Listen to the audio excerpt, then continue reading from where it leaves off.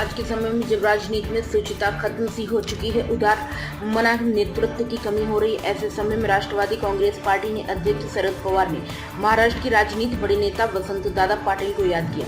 शरद पवार ने कहा कि उन्होंने 1978 में वसंत दादा पाटिल की नेतृत्व वाली सरकार को गिराने में अहम भूमिका निभाई थी, लेकिन एक दशक के बाद उन्होंने मुख्यमंत्री पद के लिए मेरा नाम प्रस्तावित किया था। विपक्षी दल में लंबे समय तक रहे पवार ने शनिवार को यहाँ एक कार्यक्रम में कहा कि उस समय कांग्रेस के पास इसी तरह का उदार हृदय वाला नेतृत्व था।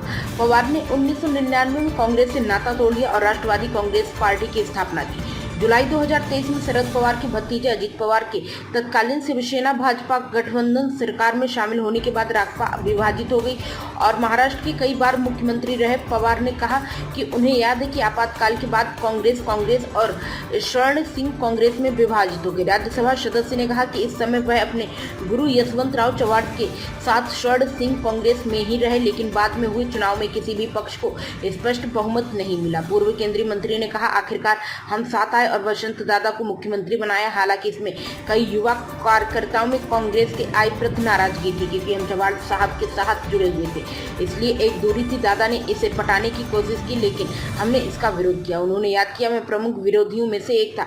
परिणाम स्वरूप हमने सरकार गिराने का फैसला किया और हमने ऐसा किया। मैं मुख्यमंत्री बना। पवार ने बताया कि मैं ऐसा क्यों कह रहा हूं, क्योंकि 10 साल बाद हम सब फिर एकजुट हो गए थे। उन्होंने कहा कि जब अगले मुख्यमंत्री के नाम पर फैसला लेने के लिए बैठक बुलाई गई तो राव आदित्य शिवाजीराव निलंगेकर समेत कई नामों पर चर्चा हुई। पवार ने कहा, लेकिन दादा ने कहा अब और चर्चा नहीं, हमें पार्टी का पुनर्निर्माण करना है, शरद इसका नेतृत्व करेंगे। पूर्व मुख्यमंत्री ने कहा, कल्पना कीजिए कि जिस नेता की सरकार मैंने गिराई थी, सब कुछ उसने दरकिनार कर दिया और विचारधारा के लिए एकता को चुना। कांग्रेस में हमारे पास ऐसा ही उदार नेतृत्व था।